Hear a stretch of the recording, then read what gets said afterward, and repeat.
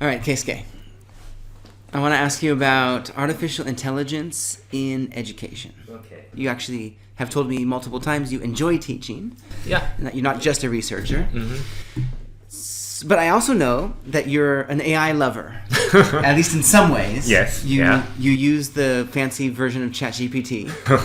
Right. For I'm subscribing. I get that for certain purposes for research, and I use it occasionally. But I find myself becoming a bit more and more anti-AI. Okay. Especially since my main job is not a researcher, it's very much a teacher. And so the teacher in me thinks it's dangerous. We're, I guess, now in the fourth year of AI now, of the large language models being mainstream. Have you noticed that affects, the way that you teach or the way that your students present work to you? LLM hasn't done much of things for veterinary pathology. When I upload one histopathological slide on ChatGPT, for instance, and then ask them, okay, what can you see? Or my diagnosis is this one. What do you think? But they just did not give me convincing or good answers. So, it's completely useless. So that the student didn't use that a lot.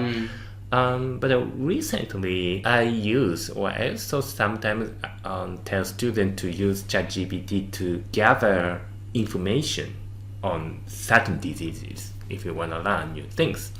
But of course, I have to say it. Okay, please read textbooks first. But the textbooks is kind of like old, so that we have to catch up the recent updates. But if you want to search for manuscript or papers, it just takes time to gather tons of information. So in that case, okay, let's ask ChatGPT or let's ask Gemini, okay, please collect publications from some conferences or associations, for instance. So then they're going to just gather tons of information. Then you can just read on those sentences. Also recently, they provided references. And then you can check if those informations are okay or not. Yeah, I've noticed that. That's helpful. But still, sometimes I found some references are not right because they just use some phrases obtained from the introduction section in some papers. No, that is not, because those information were not obtained from that research. So that's I also have to say, student, okay, please carefully double check if those information. But still, if there are still some caution, the caveat when you want to use ChatGPT or other LLM. But I do tell students to use those LLMs. One reason is that what I said, just useful. But the second reason is that younger generation, especially like Gen Z, like the current undergrads generation, and I think using ChatGPT is inevitable for them to use for future, so that they should know how to use it those responsibly. function responsibly or correctly. Okay, good. I do understand this tension of thinking if it's inevitable, you've got to get ahead of it and try.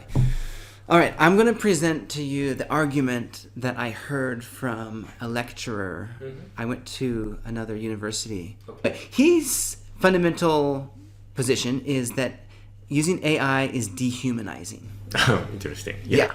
So he wants us to be very humanistic in our approach to learning because knowledge production is social. And we don't just produce anything valuable in a vacuum, but it's always from bouncing it off of other people. So that's one level. But then another level is that to learn is to struggle. And you said earlier that it's hard to find all the reviews and get them right. But isn't that kind of like the point of being a student? You don't get to just get knowledge for free. He cited papers that showed that they've done experimental studies between people that use LLMs to produce a paper and those that don't, and so on. And then they do a follow-up, like, I don't remember, the next day or the next week, and just to see if they even know, that, if they even recognize what they turned in. And how much do they remember upon an interview. And so the people that use LLMs, like, unsurprisingly, they don't remember almost anything. But the people that didn't use it can still repeat the core argument. Okay. So how much are the students getting cheated? I mean, I don't like doing literature review either very much. I get the motivation for that, but you know, aren't they perhaps missing a really core bit of the learning process if they're outsourcing some of this?